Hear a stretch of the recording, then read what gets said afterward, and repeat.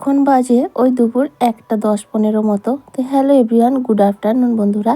আজকের ভিডিওটা একেবারেই অন্য সময় থেকে শুরু করছি। আসলে সকাল থেকে এই প্রচণ্ড ব্যস্ততার কারণে একটু ভিডিও করা হয়নি। ভেবেছিলাম আজকে আর করবোই না, তারপর ভাবলাম না, এখন থেকেই তোমাদেরকে সাথে নিয়ে আজকের আরও একটা ছোট্ট ভিডিও শুরু করি। তো চলো, কেমন আছো তোমরা? আশা করছি সবাই খুব ভালো আছো, আর আমরাও মোটামুটি ভালো আছি। আমি আলপনা, আমার নতুন আরও একটি ব্লগে তোমাদের সবাইকে জানাই অনেক অনেক স্বাগত আর অনেক অনেক ভালোবাসা। সকালের কাজকর্ম মোটামুটি রান্নাবান্না সমস্তটা কমপ্লিট করে নিলাম, আর এখন এই যে স্নানটা করে আসলাম, রান্নাবান্না করে স্নান করে চলে আসলাম। আর এখন এই যে ঠাকুর পুজোটাও দিয়ে নিয়েছি, তারপরে কিন্তু জামা কাপড়গুলো মেলে নিচ্ছি, আর এরপর খাওয়া দাওয়াটাও করে নেব। মেয়ে তো স্কুলে, রান্না বলতে ভাতটা সকালে করেছিলাম, আর আজকে হাটবার ছিল, তো যেহেতু সোমবার ছিল দিনটা, তো হাটবারে তোমাদের দাদাভাই হাটে গিয়েছিল, মাছ টাছ এনেছিল, দেরিতেই রান্না করেছি। তবে মেয়েকে ডিমের পোচ করে দিয়েছিলাম, আর আলু ভাজা ঘি দিয়েছিলাম, তো মেয়ে এসে মাছ খাবে আর কি। আজকে দুপুরে রান্না করেছিলাম ওই সজনাটা আলু দিয়ে মাছ দিয়ে ঝোল, আর পুঁই শাক কুমড়ো দিয়ে মাছের মাথা দিয়ে, আর আলু ভাজাটা সকালেরই ছিল। তো আমি মাছের ঝোলটা নিলাম না, ভাজা নিলাম। ওদিকে মেয়ের জন্য রাখা আছে, তোমাদের দাদাভাই খাচ্ছে, আর একটা বাটি তোলা, ওটা শাশুড়ির জন্য আর কি। খাওয়া দাওয়াটা সেরে নিয়েছি, তারপরে এখন চুলটা আঁচড়ে নেব। আর আজকে একটু রেস্ট নেওয়ার সময় নেই, প্রচুর কাজ আছে। সকাল থেকে উঠেছি সেই 5টা থেকে, এখনও পর্যন্ত একটু বসিনি বা রেস্ট নেওয়া হয়নি। তো আজকে প্রচুর কাজের চাপ, তো সেই জন্যই ভাবছি সংসারের সমস্ত কাজ যেহেতু আমাকেই করতে হবে, তাই নিজেকে রেস্ট দিতে গেলে ওদিকে কাজের ডামাডোল হয়ে যাবে। তাই একটু সময় নষ্ট না করে চটপট সব কাজগুলোকে গুছিয়ে নিতে হবে। তো স্নানটা করে ঠাকুর পুজো দিয়ে খাওয়া দাওয়াটা সেরে নিয়েছি, আর এখন একটু মুখে ক্রিম টিম না মাখলে একদম হয় না। সব কিছুর মধ্যে নিজের হালকা বিস্তর হলেও যত্ন নেওয়া দরকার, কারণ আমাদের বয়সটা বাড়ছে। আর কি বলতো, বয়স বাড়ার সঙ্গে সঙ্গে শরীরের সব কিছুই অনেকটাই, মানে কি বলবো, অবচেতন হয়ে যায়, এবং অনেকটাই আগের থেকে অনেকটা দুর্বল হয়ে যায়। তাই সেগুলোকে যদি পরিপুষ্টি করে যত্ন না দিয়ে আমরা থাকি, তাহলে সেই জিনিসগুলো অনেক তাড়াতাড়ি নষ্ট হয়ে যায়। তাই মানে যখন কম বয়স থাকে তখন যত্ন না করলেও যে জিনিসটার এতটা ভালো থাকে, কিন্তু বয়স বাড়ার সঙ্গে সঙ্গে সেই জিনিসের প্রতি আমাদের অবশ্যই কেয়ার নেওয়া উচিত। সেটা সব কিছু, শরীর বলো, স্কিন বলো, চুল বলো, সমস্তটাই। যাই হোক, ওদিকে দেখো, স্নান টান মানে খাওয়া দাওয়া সেরে তারপর মাথা টাথা আঁচড়ে 10 মিনিট মতো বসেছিলাম। তারপর মেয়ে স্কুল থেকে আসলো, ওকে খেতে দিলাম। দিয়ে আজকে খেতেও দেরি হয়ে গেছে, 2:45 বেজে গেছে খেয়ে উঠতে। তো তারপরে মেয়ে আসতে ওকে খেতে দিলাম, দিয়ে যে মুড়ি এনেছে দুপুরে, তো সেই মুড়িগুলো তুলতে হবে। একবারে গরম রয়েছে, এখন না তুললে আজকে আর সময় হবে না, আবার সেই কালকে, ততক্ষণে হয়তো মুড়িটা সেঁতিয়ে যেতে পারে। বস্তার মধ্যে যদিও রাখা, মানে এর মধ্যে যদি চিক থাকতো ভেতরে একটা, তাহলে রাখা যেত, কিন্তু এর মধ্যে রাখাই যাবে না, তুলতেই হবে। তাই ভাবলাম এখনই তুলে নিই। দুপুরে যে খাওয়া দাওয়া করেছি বাসনপত্র সব পড়ে আছে, কারণ খাওয়া দাওয়া করতে অনেকটা বেলা হয়ে গেছে, জলের রাতে বাসনগুলো ধোয়াও হয়নি। ভাবছিলাম বিকেলে জল আসলে ধুয়ে নেবো, তো সেগুলো সব রাখা আছে। কোনো 3:30 মতো বাজে। তো মুড়িগুলো তুলতেও আমার অনেকটা সময় লেগে গেছে, কারণ অনেকটাই মুড়ি ছিল, প্রায় 5-6 কেজি মুড়ি। আমাদের এই যে এরকম টিনে তুলছি, এরকম 3টে ভর্তি, আর একটা গোল টিনে সেটা অর্ধেক। তো এটা হলে আমাদের 3-4 মাস হয়ে যায় আর কি, একবারে আনা হয় এরকম 3-4 মাস করে।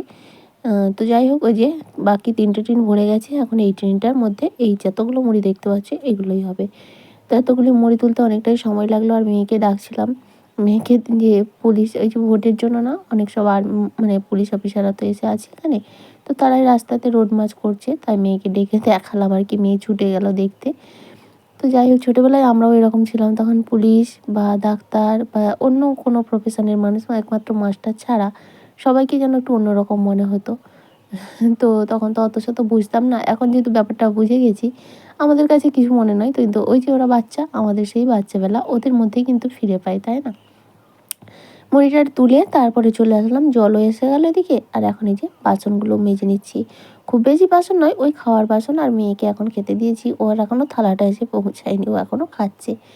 তো যাই হোক, সেগুলোই এখন মেজে ধুয়ে নেবো। আর আজকে ওই যে আমাদের সেই আলুগুলো আছে না, ওগুলো সব বস্তা করতে হবে, তো বস্তা করে স্টোরে যাবে। দেখা যাক কতটা কী হয়, তারপর যতটা বেশি হবে সেটাকে আবার রাখার বন্দোবস্ত করতে হবে।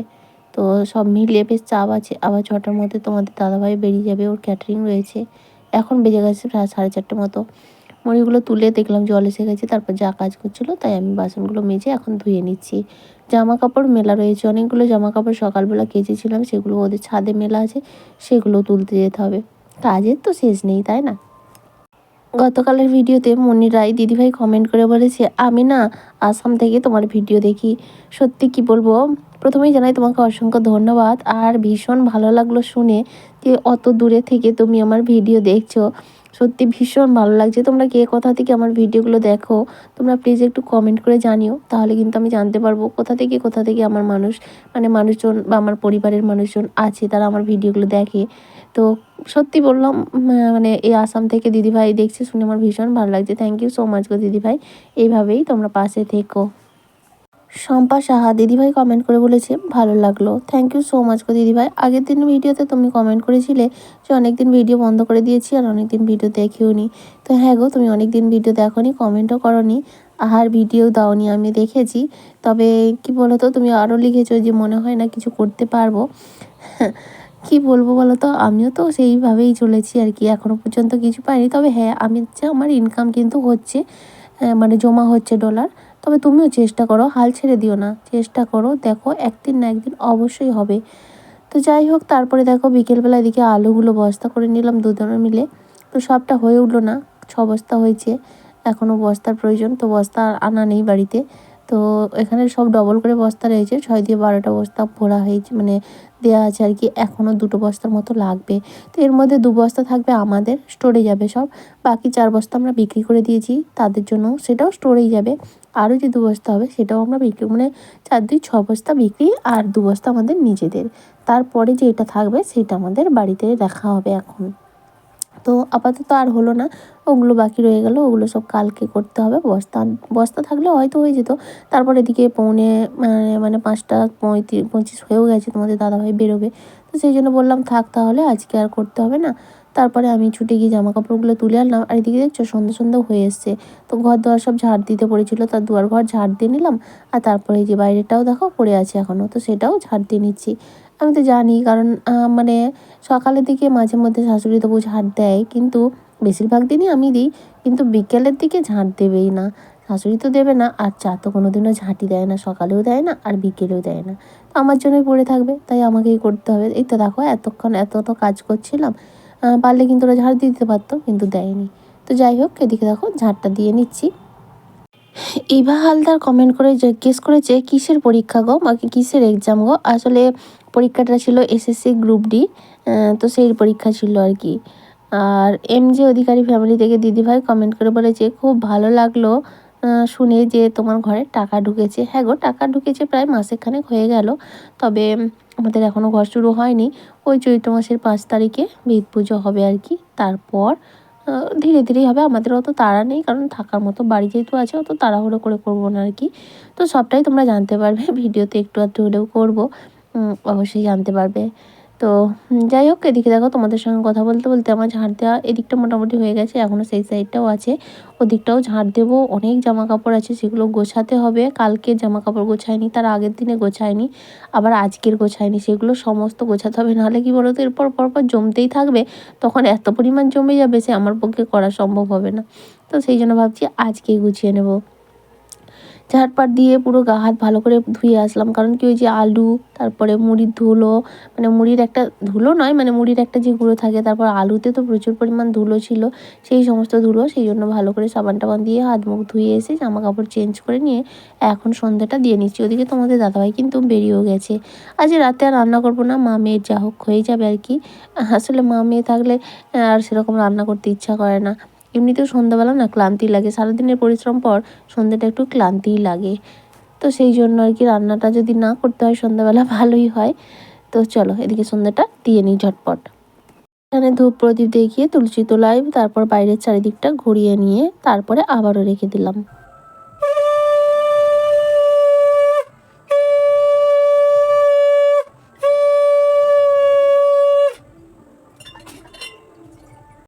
ওদিকে মেয়ে কিন্তু পড়তে বসে গেছে, ওকে দুধ খেতে দেবো, ওকে খেতে দেবো, আমি একটু চা করব, তো চা খাবো, তারপরে মেয়েকে পড়াবো। আজকে আর গান টান করাবো না, ভালো লাগছে না। তো এদিকে কিন্তু মেয়ে পড়তে বসে গেছে, মেয়েকে পড়াতে পড়াতেই আমি ভাবলাম না কাজটা করে নিই, তাহলে রাত হয়ে যাচ্ছে, তো পরে আবার কখন করব। তো সেই জন্য ভাবলাম মেয়ে পড়ছে, মেয়ের কাছে দাঁড়িয়ে দাঁড়িয়ে সেই ঘরেই ছিল জামা কাপড়গুলো। আসলে সব কাছে জামা কাপড় নিয়ে এসে সেখানেই রাখা হয়, তো সেগুলো এখানে নিয়ে এসে আবার এক এক করে গুছিয়ে নিচ্ছি। আসলে 3 দিনের জামা কাপড় তো ওই জন্যই অনেকটা পরিমাণ হয়ে গেছে। প্রত্যেক দিনেরটা প্রত্যেক দিন গুছিয়ে নিলে তাহলে কম থাকে, অসুবিধা হয় না। কিন্তু আমি যেহেতু মাঝে 2 দিন গোছাইনি, তো সেই জন্যই ওই যে শুক্র শনি মেয়ের ওই বিকেলবেলার দিকটা থাকতে পারি না, তো ওই গানের ক্লাস থাকে, নাচের ক্লাস থাকে, তারপরে এসে না আর ভালো লাগে না যে জামা কাপড়গুলো গোছাই। যা হোক মেয়েকে একটু পড়াতে হয়, তারপর আবার গান প্র্যাকটিস করাই, আর শুক্রবার এসে গান প্র্যাকটিস করাতে হয় কারণ শনিবার দিন ক্লাস থাকে। আর শনিবার দিন আসার পরে আর ভাল লাগে না, রান্নাবান্না থাকে, তো সেই জন্যই না একটু ইচ্ছা হয় না। তো সেই জন্যই 2 দিনের রয়ে গেছে, শুক্র শনি 2 দিনের রয়ে গেছে। আর তো যাই হোক এদিকে এখন এক এক করে গুছিয়ে নিচ্ছি। আর সেদিনে বেডশিটটাও কেচেছিলাম, আর প্রচুর কাজ পড়ে আছে। আজকে ভেবেছিলাম রান্নাঘরটা পরিষ্কার করব রান্নাবান্না করে তারপরে, কিন্তু যেহেতু হাটবার ছিল, তোমাদের দাদাভাই হাট থেকে আসার পরে রান্নাবান্না করতে করতেই আমার 12টা 12:30 বেজে গেছে। তো তারপর আর রান্নাঘর পরিষ্কার করা হয়ে ওঠেনি। তো অনেকটাই নোংরা হয়ে গেছে, রান্নাঘরটা অনেক দিন পরিষ্কার হয়নি। তো ইচ্ছে সত্যি কথা বলতে আগের ভিডিওতে বলছিলাম না, এখন আমার আর কিছু গোছাতে ইচ্ছা করে না। আসলে ওই যে টাকাটা ঢুকেছে মনে হচ্ছে যেন আর ভাল লাগছে না, কিছু করে করে না ক্লান্ত হয়ে গেছি। তবুও করতে হবে, যাই হোক দেখি কবে পারি। রান্নাঘরটা পরিষ্কার করতে হবে, এই রুমটা তো পরিষ্কার করেই নিয়েছিলাম, আমার সেই রুমটা পরিষ্কার করতে হবে। তারপর আলুগুলো স্টোরে চলে গেলে দুয়ারটা আগে আমাকে পরিষ্কার করতে হবে, একদম জঞ্জাল হয়ে আছে দুয়ারটা। যাই হোক জামা কাপড়গুলো নিয়ে আসলাম, ভাঁজ করে এই ঘরে নিয়ে আসলাম, সেখানে যা যা রাখার সেগুলো সেখানে রেখে দিলাম। তো বন্ধুরা আমার আজকের ভিডিওটা তোমাদের কেমন লাগলো অবশ্যই জানিও, যদি ভালো লাগে প্লিজ একটি লাইক করে দিও, আর চাইলে শেয়ারও করতে পারো। যদি কোনো নতুন বন্ধু থেকে থাকো তুমি চাইলে চ্যানেলটা সাবস্ক্রাইব করতে পারো। আর যারা অলরেডি এই কাজটা করে দিয়েছো তাদের সবাইকে জানাই অসংখ্য ধন্যবাদ। আর যারা সুন্দর সুন্দর কমেন্ট করেছো তোমাদের সবাইকে জানাই অসংখ্য ধন্যবাদ আর অনেক অনেক ভালোবাসা। আর সেই সঙ্গে রিকোয়েস্ট আগামী দিনগুলোতেও তোমরা আমার এইভাবেই পাশে থেকো। আর এদিকে জামা কাপড়গুলো গোছাচ্ছিলাম, মেয়ে রাত্রেবেলাও কলা খাচ্ছে, ও কলা খেতে এত পছন্দ করে। আজকে হাটবার ছিল, তোমাদের দাদাভাই হাটে যাওয়ার সময় বলেছিল মেয়ে বাবাকে যে বাবা কলা আনবে, তো কলা আনার থেকে না ও খেয়ে যাচ্ছে, যখনই মনে হচ্ছে নিয়ে আসার সঙ্গে সঙ্গে খেয়েছে। স্কুলে টিফিন নিয়ে গেছে, আবার এখন খাচ্ছে। তাহলে চলো বন্ধুরা আজকের মতো টাটা।